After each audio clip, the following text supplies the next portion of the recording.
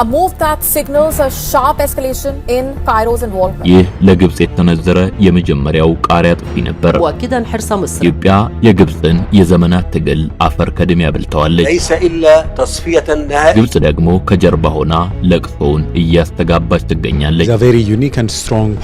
ግብጽም ቢሆን ከኢትዮጵያ ጋር ያላትን ግንኙነት የበለጠ ማክረር የመረጠች ይመስላል። أن مصر لا تفرط في ذرة من تراب ፕሬዝዳንት አብዱል ፈታህ ኤልሲሲ ኢትዮጵያ አስቸገረችን እያሉ ሲያለቃቅሱ በቴሌቪዥን ታይተዋል።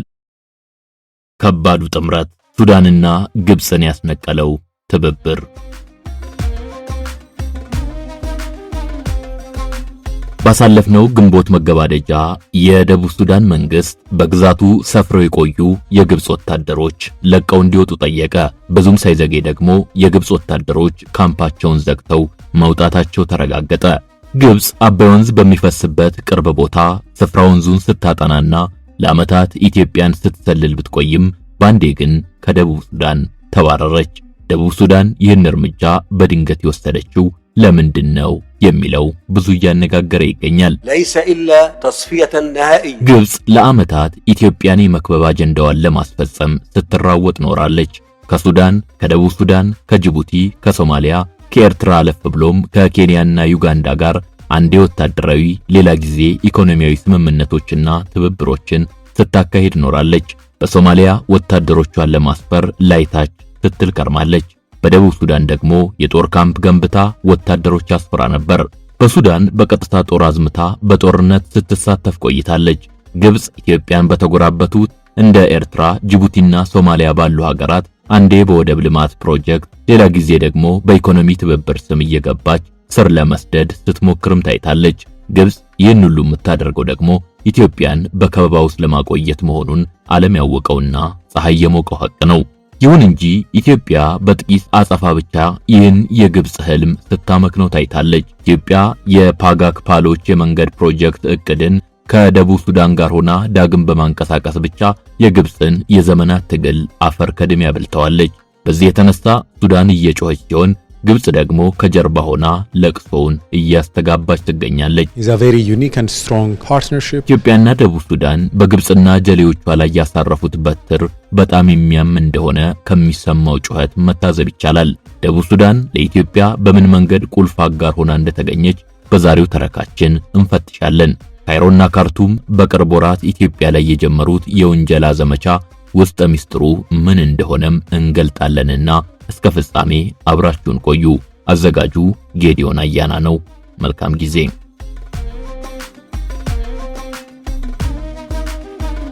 በቅርብ ዓመታትና ወራት ብዙም ትኩረት ያልተሰጣቸው ዳሩ ግን ካይሮን ያንጨረጨሩ በርካታ ጉዳዮች እዚሁ አፍንጫችን ስር ተከስተዋል። ጉዳዩ የጀመረው በፈረንጆቹ አቆጣጠር ግንቦት 2023 ላይ ነበር።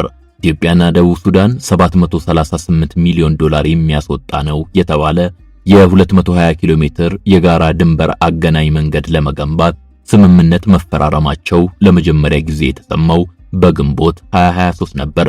በቀጣዩ ወር ሰኔ የደቡብ ሱዳን የሽግግር ብሔራዊ ሸንጎ ወይም ምክር ቤት ስምምነቱን አጸደቀው። ኖቬምበር 2024 ላይ ኢትዮጵያ ለደቡብ ሱዳን የ738 ሚሊዮን ዶላር የመንገድ መገንቢያ ብድር እንዳጸደቀች ይፋም ተደረገ። በኢትዮጵያ ፓርላማ የጸደቀው ይህ ብድር ኢትዮጵያን በጋምቤላ በኩል ከደቡብ ሱዳን ጋር የሚያስተሳስር የአስፋልት መንገድ ግንባታ መሆኑም ተነግሯል። ኢትዮጵያ ለግንባታው ያጸደቀችውን ብድር ደቡብ ሱዳን ከ5 ዓመት እፎይታ ጊዜ በኋላ በ10 ዓመት ውስጥ በጥሬው ወይም በድፍድፍ ነዳጅ ዘይት እንደምትከፍል ስምምነት መፈረሙም ተነገረ። ፓጋክ ከተባለው የጋምቤላ ጠረፍ ከተማ እስከ ደቡብ ሱዳን አፐር ናይል ግዛት ፓሎች ከተማ የሚደርስ መሆኑም ተነግሯል።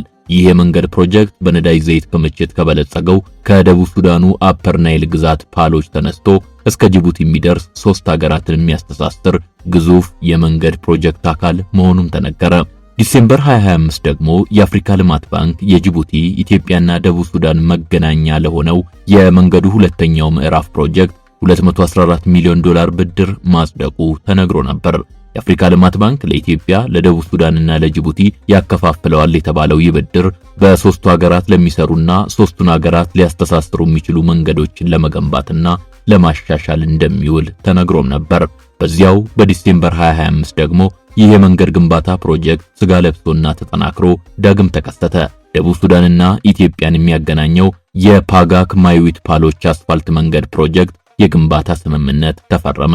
የደቡብ ሱዳን መንግስት ታዲያ ኢንጂነሪንግ ወርክስ ለተባለው ኢትዮጵያዊ ስራ ተቋራጭ ድርጅት የፕሮጀክት ግንባታውን መስጠቱም ይፋ ሆነ። ይህ የ220 ኪሎ ሜትር አውራ ጎዳና ግንባታ ደቡብ ሱዳንን በኢትዮጵያ በኩል አልፋ በጅቡቲ ወደብ በኩል የወጪና ገቢ ንግድ እንድታካሄድ የሚያስችላት ፕሮጀክት ነውም ተባለ። እንደ ፈረንጆቹ ጃንዋሪ 19 ቀን 2026 ውጭ ጉዳይ ሚኒስትሩ ጌዲዮን ጢሞቴዎስ ወደ ጁባ የልዑካን ቡድን አስከትለው ተጓዙ።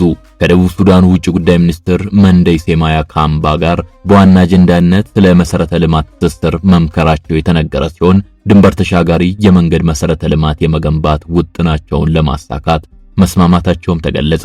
በቀጣዩ ወር ፌብሩዋሪ 15 ቀን 2026 ደግሞ ኢትዮጵያ፣ ጅቡቲ፣ ደቡብ ሱዳንና ዩጋንዳ የጋራ ኮሪደር ለመገንባት ስምምነት ተፈራረሙ። የትራንስፖርትና ሎጂስቲክስ ሚኒስትሩ ዶክተር አለሙ ስሜ በተገኙበት በጅቡቲ የተካሄደው የስምምነት ስነ ስርዓት ደሱ ኮሪደር የተባለውን የትራንስፖርት መሰረተ ልማት የመገንባት ስምምነት ነበር። በዚህ ወቅት ደግሞ አፍሪካ ልማት ባንክ ብቻ ሳይሆን የፈረንሳዩ የልማት ኤጀንሲ ጭምር አራቱን ሀገራት ለመደገፍ ፈቃደኛ ሆኖ ተከሰተ። ፈረንሳይ በኤጀንሲው በኩል 32 ሚሊዮን ዩሮ ፈንድ እንደምታቀርብ አስታውቃለች። ይህ የድንበር ተሻጋሪ የመንገድ ፕሮጀክት በዋናነት ደቡብ ሱዳንን ማቀፉ ግብጽና ሱዳንን በእጅጉ የሚያበግን ነበር። የባህር በር የሌላት ደቡብ ሱዳን በሰሜን ሱዳን በኩል ነበር ነዳጇን ስትልክና ከውጭው ዓለም ጋር ስትገናኝ የኖረችው። በኢትዮጵያ በኩል እስከ ጅቡቲ የሚሰራው መንገድ ግን አዲስ የወጪና ገቢ ንግድ ማካሄጃ መስመር ይሆናታል ማለት ነው። ይህ ደግሞ ከሰሜን ሱዳን ጥገኝነት እንድትላቀቅ የሚያደርጋት ሲሆን ለካርቱም ደግሞ በተቃራኒው ታላቅ ኢኮኖሚያዊና ፖለቲካዊ ኪሳራ ማለት ነው። ሌላው በዚህ ፕሮጀክት ተጎጂ ሀገር ግብጽ ናት። ግብጽ ለዓመታት ደቡብ ሱዳን ላይ ወታደር አስቀምጣ ኢትዮጵያን የመክበብ እቅዷን ለማሳካት ስትደክም ኖራለች። ሆኖም ደቡብ ሱዳን ያንቺን ወታደሮች ከማሰፈር ይልቅ አባረሬ እንደ ኢትዮጵያ ካሉ ጎረቤቶቼ ጋር በመሰረተ ልማትና በንግድ ብተሳሰር ይሻለኛል ብላታለች። ደቡብ ሱዳን በዚህ የመንገድ ፕሮጀክት የተነሳ ከግብጽም ሆነ ከሰሜን ሱዳን ኢትዮጵያና ጅቡቲን እንደምትመርጥ ግልጽ መልእክት አስተላልፋላቸዋለች። ይህ ደግሞ ለሱዳንም ሆነ ለግብጽ የሚቀበሉት አልሆነም። የፕሮጀክት ስምምነቱ መፈረሙን፣ የደሱ ስምምነት መጽደቁን እንዲሁም የጌዲዮን ጁባ መገኘትን ተከትሎ በነበሩት ወራቶች ግብጽና ሱዳን አዲስ ጸረ ኢትዮጵያ ፕሮፓጋንዳ ይዘው መጥተዋል። ኢትዮጵያ ወደ ሱዳን ድሮን ማስወንጨፍና በቀጥታ ማጥቃት ጀመረች የሚል የጅል ክስ መክፈት ቀጥለዋል። የሱዳን ሰራዊት በተቀናቃኙ በሱዳን ፈጥኖ ደራሽ ኃይል ጠንከር ያለ ምት ባጋጠመው ቁጥር ኢትዮጵያን መክሰስ ከጀመረ ጥቂት ወራት ከራረመ። መጋቢት መግቢያ ላይ ግን የሱዳን ውጭ ጉዳይ ሚኒስትር በሰጡት ይፋዊ መግለጫ ክሱን አንድ ደረጃ አሻሽለውና አጠናክረው ብቅ አሉ። ከኢትዮጵያ ድንበር የተነሱ ድሮኖች ጥቃት አድርሰውብኛል ብለው ከባድ ውንጀላን አቀረቡ። ይህን ጊዜ ለሱዳን በመግለጫ ምላሽ የሰጠው የኢትዮጵያ መንግስትም በአዲስ አበባ የሚገኙትን የሱዳን አምባሳደር አስጠርቶ መንግስታቸው ስላሰማው ክስ ማብራሪያ ጠየቀ። ሚያዝያ ላይ የሱዳን አምባሳደርን ማብራሪያ የጠየቀው የኢትዮጵያ መንግስት የካርቱም ባለስልጣናት ኢትዮጵያ የሱዳን ፈጥኖ ደራሽ ኃይልን ታስታጥቃለች፣ ታስጠጋለች እንዲሁም በድንበሩ አስጠልላ ታስቀምጣለች የሚለው ክሳቸው መሰረተ ቢስ መሆኑንም ለአምባሳደሩ መናገሩ ተዘግቦ ነበር። ሱዳን ግን ከዚያ ወዲህም ቢሆን ክሷን አላቆመችም። የሱዳን ጦር ከቅርብ ጊዜያት ወዲህ ከኢትዮጵያና ደቡብ ሱዳን በሚጎራበትባቸው በኮርዶፋንና በብሉ ናይል ግዛቶች ነው ጠንካራ ውጊያዎች ከፈጥኖ ደራሽ ኃይሉ ጋር እያደረገ የሚገኘው። በሁለቱም ወገን ድሮን በከፍተኛ ደረጃ ጥቅም ላይ እየዋለ ነው በሚባልበት በዚህ ውጊያ ለቤንሻንጉል ቅርብ የሆነችውን ኩርሙክና ዳማዚን ከተማዎችን ጨምሮ አንዱ ከሌላው አስለቅቆ ተቆጣጠረ እየተባለ መዘገቡ ተደጋግሞ የሚሰማ ዜና ሆኗል። የሱዳን ጦርና የሱዳን ፈጥኖ ደራሽ ኃይል አሁን ላይ ለኢትዮጵያ ድንበር ቅርብ በሆኑ በተለይም ህዳሴ ግድብ ላለበት አካባቢ በቀረቡ አካባቢዎች ነው የሚዋጉት። ሁለቱ ተፋላሚዎች ደቡብ ሱዳን ነዳጅ ለምታመርትባቸው የአፐር ናይል ግዛት አካባቢዎች ቅርብ በሆኑ ቦታዎችም ነው የሚዋጉት። በዚህም የተነሳ የሱዳን ጦርነት ለኢትዮጵያና ለደቡብ ሱዳን ተጨማሪ ስጋት መፍጠሩ አያጠያይቅም። ይሁን እንጂ የሱዳን መንግስት ወይም የሱዳን ጦር ይህ ሁሉ እየታወቀ ከኢትዮጵያ የተነሱ ድሮኖች ካርቱም ላይ ጥቃት አደረሱብኝ የሚል ክስ ሲያሰማ ይደመጣል። ይህን ደግሞ ግብጽ ከጀርባ በምታወጣው መግለጫና የድጋፍ ንግግር ታዳምቃለች። ከአረብ ኤምሬት ጋር በገጠመችው ፉክክር የተነሳ በሱዳን ጦርነት ከጀርባ ሆና የምትሳተፈው ሳውዲ አረቢያን ቢሆን ግብጽና ሰሜን ሱዳንን መደገፏን ቀጥላለች። ኤርትራና አርሚ 70 የሚባለው የህወሓት ጦር በበኩላቸው ጦር በማሰለፍ ጭምር የሱዳን ጦርን ይደግፉታል። ቱርክ፣ ቃጣር፣ ሩሲያና ኢራን ጭምር የሱዳን ጦርን ድሮንና ሌላም የጦር መሳሪያ እንደሚያቀብሉት በተለያዩ ምርመራዎች ተረጋግጧል። በእነዚህ ሁሉ ሲወቅስ የቆየው የሱዳን መንግስት ግን ሽንፈት በቀመሰ ቁጥር ኢትዮጵያ አስወጋችኝ ብሎም ወጋችኝ እስከ ማለት የደረሰው ውንጀላን ያሰማል። ይህን ክስ አጉልተው የሚያጮሁ ሚዲያዎች ደግሞ በርካታ ናቸው። የግብጽ፣ የሳውዲ፣ የቃጣር እንዲሁም የምዕራባውያን ሚዲያዎች ሁሉ ስለ ሱዳን ጦርነት በዘገቡ ቁጥር አረብ ኤምሬት እንዲያደረገች ብሎ መክሰስ አለበለዛም ኢትዮጵያን መወንጀል የሰርክ ተግባራቸው አድርገውታል። ባሳለፍነው ግንቦት መግቢያ በጅቡቲ የተገኙት ከሱዳን የሽግግር ሉዓላዊ ምክር ቤት ምክትል ፕሬዝዳንት ማሊክ አጋር ከጠቅላይ ሚኒስትር አብይ አህመድ ጋር ተገናኝተው መነጋገራቸው ተዘግቧል። የጅቡቲው ፕሬዝዳንት ኢስማኤል ኦመር ጊሌህ ባሉበት ጠቅላይ ሚኒስትር አብይ ከሱዳኑ ባለስልጣን ጋር የሁለቱን ሀገራት ግንኙነት ለማሻሻል በሚረዱ የጋራ ጉዳዮች ላይ መነጋገራቸውም ባጭሩ ተነግሮ ነበር። ይሁን እንጂ ከዚያ ወዲህ ሱዳን ኢትዮጵያን በክፉ ማንሳቷን አልተወችም። በቅርቡ ሱዳን በኢትዮጵያ ያሉ አምባሳደሯን ወደ ሀገሯ ማስጠራቷ ሲነገር ቆይቷል። ከዚህ በተቃራኒው ግን የኢትዮጵያ መንግስት የሱዳኑን አምባሳደር የሹመት ደብዳቤ ውድቅ አድርጎ ወደ ሀገራቸው እንዲመለሱ እንዳደረጋቸው የአረብ መገናኛ ብዙሃን ዘግበውታል። ሱዳን በቅርብ ሰሞን የኢትዮጵያ ተቃዋሚዎችን በማስጠለልና በማሰባሰብ ስሟ መነሳቱም ይታወሳል። ግብጽም ቢሆን ከኢትዮጵያ ጋር ያላትን ግንኙነት የበለጠ ማክረር የመረጠች ይመስላል። ከሰሞኑ ከአሜሪካው ፕሬዝዳንት ዶናልድ ትራምፕ ጋር የተገናኙት ፕሬዝዳንት አብዱል ፈታህ ኤልሲሲ ኢትዮጵያ አስቸገረችን እያሉ ሲያለቃቅሱ በቴሌቪዥን ታይተዋል።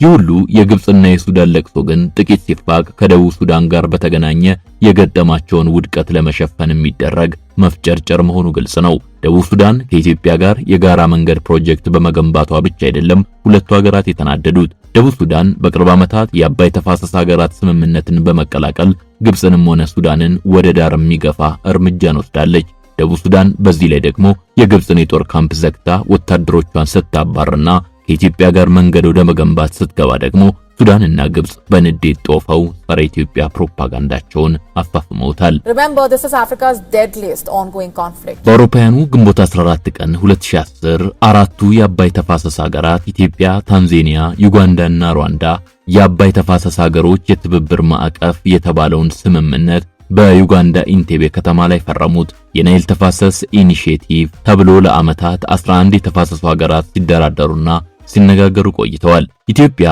ግብጽ፣ ሱዳን፣ ኤርትራ፣ ኬንያ፣ ደቡብ ሱዳን፣ ታንዛኒያ፣ ዩጋንዳ፣ ሩዋንዳ፣ ብሩንዲና ዴሞክራቲክ ኮንጎ በሂደቱ ተጋብዘው ተካፍለዋል። ይብዛም ይነስ በአጠቃላይ እነዚህን ሁሉ 11 ሀገራት ያስተሳስራል በሚባለው ታላቁ የአባይ ተፋሰስ ላይ ሀገራቱ በፍትሃዊነት እንዲጠቀሙ አንድ ገዢ ስምምነት ላይ ለመድረስ ነበር ኢኒሺዬቲቭ መካሄድ የጀመረው። የዚያ ድርድር ውጤት የሆነው ሲኤፍኤ ተረቆ ለሀገራቱ ለፊርማ ሲቀርብ ግን አንዳንድ ሀገራት ከሂደቱ ራሳቸውን አገለሉ። ኤርትራ እንደተለመደው ቀድማ ፈረገጠች። ግብጽና ሱዳንም በሚታወቁበት እፍርታምነት ተገልጠው ከሂደቱ ወጡ። በመጨረሻም አራቱ ሀገራት ማለትም ኢትዮጵያ፣ ታንዛኒያ፣ ዩጋንዳና ሩዋንዳ ስምምነቱን ፈረሙት። ወደ ፓርላማቸው ወስደውም ሕግ አድርገው አጸደቁት። ብሩንዲ ተከታዩና አምስተኛዋ አጽዳቂ ሆነች። ኬንያና ዴሞክራቲክ ኮንጎ ስምምነቱን ቢፈረሙትም ሕግ አድርገው እስካሁን አላጸደቁትም። ስምምነቱን የፈረሙና ያጸደቁ ሀገራት ቁጥር ወደ 6 ከተሸጋገረ ስምምነቱ አስገዳጅነት ያለው ዓለም አቀፍ ሕግ ወደ መሆን ይሸጋገራል። ሆኖም ግብጽ፣ ሱዳንና ኤርትራ ለዚህ ፈጽሞ እንደማይተባበሩ የታወቀ ነው። ስለሆነም ከኬንያ፣ ከዴሞክራቲክ ኮንጎ ወይም ከደቡብ ሱዳን ማን ወደ ስምምነቱ ይቀላቀላል የሚለው ተጠባቂ ጉዳይ ነበር። በአውሮፓውያኑ ነሐሴ 24 ቀን 2024 ግብጾቹና ሱዳኖቹ የሚፈሩት ኢትዮጵያና የስምምነቱ ፈራሚ ሀገራት ግን በጉጉት የሚጠብቁት ቀን ደረሰ። ደቡብ ሱዳን ሲኤፍኤ የተባለውን ስምምነት በይፋ ጸደቀች። እነሆ የሲኤፍኤ አጽዳቂ ሀገራት ቁጥርም ወደ 6 አደገ።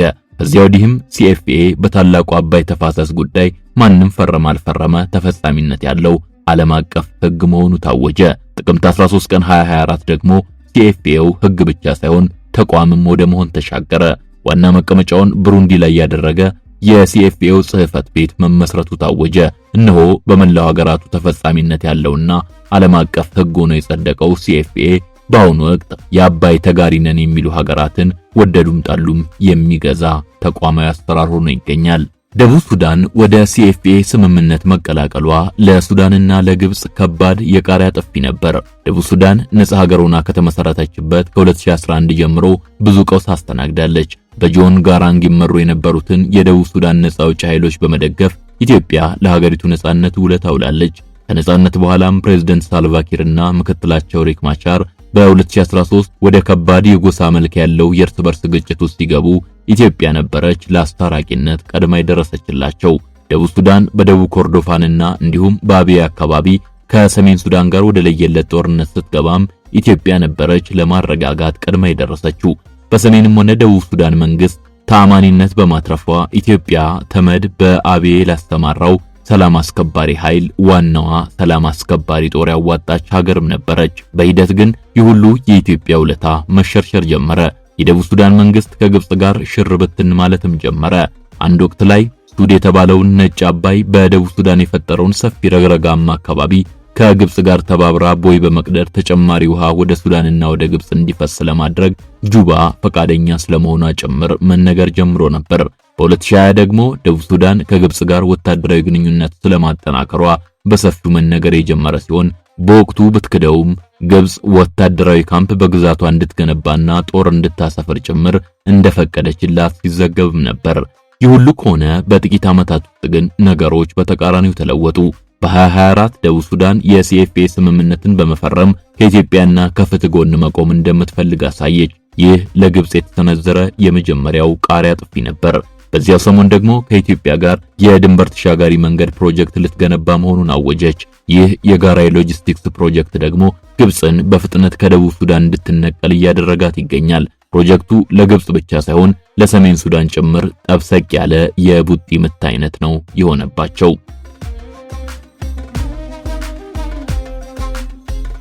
የጅማ ጋምቤላ ፓጋክ መንገድን በ2011-12 የዓለም ምግብ ፕሮግራም ሲያስጠናው ነበር። በሰሜን ሱዳን በኩል ወይም በኬንያ በኩል የረድኤት አቅርቦት ለደቡብ ሱዳን ለማድረስ አስቸጋሪ ሁኔታ ቢያጋጥም አማራጭ ለማፈላለግ ተብሎ በበደሌም ሆነ በሚዛን ተፈሪ በኩል ያለው መስመር ሲጠና ቆይቷል። በሚዛን ተፈሪ ያለው መስመር ረጅም ቢሆንም እንደ ፑኝዶ ባሉ ራቅ ባሉ የጋምቤላ አካባቢዎች በማቋረጥ የተረሱ አካባቢዎችን ለመድረስ ያስችላል ተብሎ ተገምግሟል። ይህ ደቡብ ሱዳን ከኢትዮጵያ የሚዋሰኑበት ድንበር አካባቢ የመንገድ ሽፋኑ አነስተኛና አስቸጋሪ ከመሆኑ ጋር በተገናኘ ብቻ ሳይሆን በርካታ ወንዞች የሚፈሱበት ቀጣና በመሆኑ ጭምር የውሃ ትራንስፖርትም አመቺነት እንዳለው በዓለም ምግብ ፕሮግራም ጥናት ላይ በዝርዝር ተመላክቶ ይገኛል። ይሁን እንጂ በቅርቡ ኢትዮጵያና ደቡብ ሱዳን መንገዱን ወሳኝ ፕሮጀክት አድርገው ይዘውታል። የዚህ መንገድ የፕሮጀክት ግንባታ ታህሳስ 2025 መፈረሙን ተከትሎ ባለፉት ወራት ከፍተኛ ለቅሶ ነው በሱዳንና ግብጽ በኩል የተሰማው።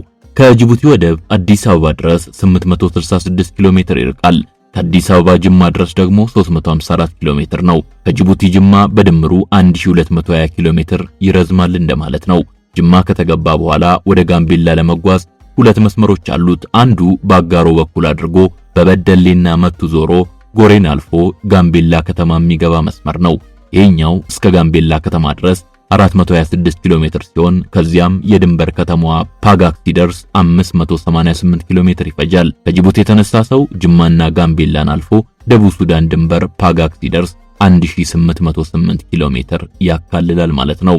ሁለተኛው መንገድ ደግሞ ከጅማ በቦንጋ አልፎ በሚዛን ተፈሪ ዞሮ በቴፒ አልፎ ጎሬ የሚገባውና ከዚያም በጋምቤላ ከተማ አድርጎ ፓጋክ የሚደርሰው ነው። ይህም 890 ኪሎ ሜትር የሚረዝም ሲሆን ከጅቡቲ ጅማ ካለው ርቀት ጋር ስንደምረው በአጠቃላይ 2110 ኪሎ ሜትር ይርቃል። በዚህ የተነሳ የሚዛን ተፈሪው መንገድ ረጅምና ዙሪያ ጥምጥም ነው ማለት ይቻላል። ኢትዮጵያና ደቡብ ሱዳን ከጅቡቲ ተነስቶ በነዳጅ ዘይት ወደ በለጸገው የደቡብ ሱዳኑ አፐር ናይል ግዛት የሚዘልቅ ድንበር ተሻጋሪ መንገድ መገንባት ጀምረዋል። ይህ መንገድ ከፓጋክ እስከ ፓሎች ያለውን 220 ኪሎ ሜትር ጨምሮ በአጠቃላይ 2100 ኪሎ ሜትር የሚረዝም ነው። ይህ ለደቡብ ሱዳን በጣም አዋጪና ቀልጣፋው ከወደብ ጋር መገናኛ መስመር ነው። ወደ ደቡባዊ ደቡብ ሱዳን ከምትገኘው ከዋና ከተማዋ ጁባ እስከ ኬንያው ሞምባሳ ወደብ ድረስ 1800 ኪሎ ሜትር ይረዝማል። ከጁባ እስከ ኬንያው ላሙ ወደብ ደግሞ 1900 ኪሎ ሜትር ይርቃል። ሁለቱም ለደቡብ ሱዳን የተሻለ ቅርበት አላቸው ቢባልም ዳሩ ግን ለዩጋንዳ ለቡሩንዲና ሩዋንዳ ጭምር አገልግሎት በመስጠት የተጨናነቀው ሞምባሳ ደቡብ ሱዳን ለማገልገል ይከብደዋል። የላሙ ወደብ ደግሞ አልሸባብ ለሚንቀሳቀስበት ቀጣና የቀረበ መሰረተ ልማቱም ገና ያልተስተካከለና አስተማማኝ አገልግሎት መስጠት የማይችል ነው። በዚህም የተነሳ የኬንያ መስመሮችን ደቡብ ሱዳን ለዘለቄታው ለመጠቀም ትቸገራለች። ደቡብ ሱዳን በሰሜን ሱዳን በኩል አድርጋ በቀይ ባህር ፖርት ሱዳን በኩል ለመነገድ ደግሞ 2400 ኪሎ ሜትር ይርቃታል ነው የሚባለው። ከአፐር ናይል ፓሎች ተነስቶ ወደ ፖርት ሱዳን የሚዘረጋው የታላቁ አባይ የነዳጅ ማስተላለፊያ ቧንቧም ቢሆን 1600 ኪሎ ሜትር የሚርቅ ሲሆን አሁን ላይ በሱዳን ጦርነት የተነሳ በአግባቡ ለመስራት አደጋ ገጥሞታል። ስለዚህ ደቡብ ሱዳን ሌላ አስተማማኝ ከወደብ ጋር መተሳሰሪያ አማራጭ ወደ ማማተር ገብታለች። ለክፉ ቀን የሚሆናትና ደህንነቱ የተጠበቀ መስመር ሆኖ ያገኘችው ደግሞ በፓጎክ በኩል በጅማ አልፎ በአዲስ አበባ ጅቡቲ የሚዘልቀውን የድንበር ተሻጋሪ መስመር ነው። ሱዳን ካሳለፍነው መጋቢት አንስቶ ከኢትዮጵያ በተተኮሰ ድሮን ጥቃት ደረሰብኝ የሚል ክስ ማሰማት ጀምራለች። በፊት ኢትዮጵያ ተቃዋሚውን የሱዳን ፈጥኖ ደራሽ ኃይል በማስታጠቅና በመደገፍ ትሳተፋለች በሚል ስትከስ የቆየችው ሱዳን ከዚያን ጊዜ አንስቶ ደግሞ ኢትዮጵያ በቀጥታ እየወጋችኝ ነው፣ በድሮንም እየደበደበችኝ ነው የሚል ውንጀላን ማከታተሏን ቀጠለች። የኢትዮጵያ ውጭ ጉዳይ ሚኒስትር ለሱዳን በሰጠው ምላሽ ኢትዮጵያ በሱዳን እርቅ እንዲፈጠርና ሰላም እንዲሰፍን ከመደገፍ በዘለለ ሌላ ፍላጎት ፈጽሞ እንደሌላት አበክሮ ገለጸ። ይሁን እንጂ የሱዳን መንግስት ይህን ምላሽ አጥጋቢ ሆኖ ያገኘው አይመስልም። ከዚያ ወዲህም ቢሆን ኢትዮጵያን መክሰስና መወንጀሉን ገፍቶበታል። የሱዳን ውንጀላና ክስ በተጨባጭ ግን ማስረጃ ሲቀርብበት አልታየም። ሱዳን ለምታቀርበው ውንጀላ እንደ ሮይተርስ ባሉ የምዕራባውያን ሚዲያዎች ቀረበ የሚባል የምርመራ ዘገባ ነው ማጣቀሻ ሲሆን የታየው። በኢትዮጵያ ቤኒሻንጉል ጉሙዝ ክልል ወታደራዊ ማሰልጠኛ ካምፕ ስለመከፈቱ እንዲሁም ድሮን ማረፊያ መገንባቱና የሱዳን ፈጥኖ ደራሽ ኃይል ሰራዊት ምልምሎች በእነዚህ ካምፖች እንደሚሰለጥኑ የሚጠቁሙ ዘገባዎች ተከታትለው ሲወጡ ቆይተዋል። እነዚህ ዘገባዎች ደግሞ ለሱዳን መንግስት ክስ ማጠናከሪያ ማስረጃዎች ተብለው መቅረባቸው ቀጥሏል። የሱዳን ባለስልጣናት ይባስ ብሎም ከባህር ዳር የሚነሱ ድሮኖች ደበደቡን የሚል ውንጀላ ወደ ማሰማትም ገብተዋል። የሳተላይት ካርታና አቅጣጫ ማመላከቻ ምስሎች አለን እያሉም የተለያዩ ምስሎችን ሲያሳዩን ቆይተዋል። ይሁን እንጂ ይህ ሁሉ የሱዳኖች ውንጀላ በኢትዮጵያ ላይ የተቀነባበረ ሴራና ተንኮል ሽረባ አካል መሆኑን መረዳት እጅግ አስፈላጊ ነው። ሱዳን ሉዓላዊ ሽግግር ምክር ቤቱን የሚመራው የሱዳን ጦር ከፈጥኖ ደራሽ ኃይሉ ጋር የገጠመውን ጦርነት በቀላሉ ማሸነፍ አልቻለም። ለ4 ዓመታት በቀጠለው ጦርነት በፈጥኖ ደራሽ ኃይሉ ከባድ ምት አጋጥሞት ከካርቱም ወደ ፖርት ሱዳን ከተማ ዋና መቀመጫውን ለማዘዋወር የተገደደው የሱዳን መንግስት የሚል ካባ የለበሰው ጦሩ በግብጽ በሻዕቢያና በህወሓት ሰራዊት ቀጥተኛ ድጋፍ ነው ከሞት አፋፍ ወጥቶ በቅርቡ ዳግም ካርቱምን በእጁ ማስገባት የቻለው። የሱዳን ጦር ከእንግዲህ በኋላም ቢሆን ፈጥኖ ደራሽ ኃይሉን ለማሸነፍ በቀላሉ እንደማይችል ነው የሚገመተው። ፈጥኖ ደራሽ ኃይሉ በአራቱም የዳርፉር ግዛቶች ፍጹም የበላይነት የጨበጠ ሲሆን በደቡብና ሰሜን ኮርዶፋን እንዲሁም ከኢትዮጵያ ጋር በምትዋሰነው ብሉ ናይል ግዛት የሱዳን ጦርን እየተፋለመ ይገኛል። ፈጥኖ ደራሽ ኃይሉ የወርቅ ማዕድንና የነዳጅ ክምችት አለባቸው የሚባሉ ወሳኝና ስትራቴጂክ ጠቀሜታ ያላቸው አካባቢዎችን የተቆጣጠረም ሲሆን ከዚህ በተጨማሪም የሱዳን ነጻ አውጪ ንቅናቄ ሰሜን የሚባለውን አማጺ ኃይልም ከጎኑ ማሰለፍ ችሏል። ፈጥኖ ደራሽ ኃይሉና ሌሎች ተቃዋሚ ኃይሎች ካለፈው 1 ዓመት ወዲህ ደግሞ እንደ ኬንያ ባሉ ሀገራት ተሰባስበው የራሳቸው ሀገርና መንግስት መመስረታቸውን እስከ ማወጅ ደርሰዋል። የሱዳን ጦርነት እስከቀጠለ ድረስ የጊዜ ጉዳይ እንጂ ሱዳን በትንሹ 3 ቦታ የተከፋፈለች ሀገር ወደ መሆን እንደምትሸጋገር የሰፋ ግምት መኖሩ አይካድም። ይህ ሁሉ ለሱዳን ጦር ኃይል የሚቀበለው ሊሆን አልቻለም። ለሚሆነውን የኢትዮጵያን መሬት ባልፋሽጋ በኩል ወሮ እያረሰ ብዙ ገቢ የሚያፍሰው የሱዳን ጦር በኢትዮጵያውያን አርቆ አሳቢነት፣ ታጋሽነትና ሆደ ሰፊነት ባይሆን ኖሮ አወዛጋቢውን የድንበር መሬት በጉልበት ይዞ መቀጠል እንደማይችል የታወቀ ነው።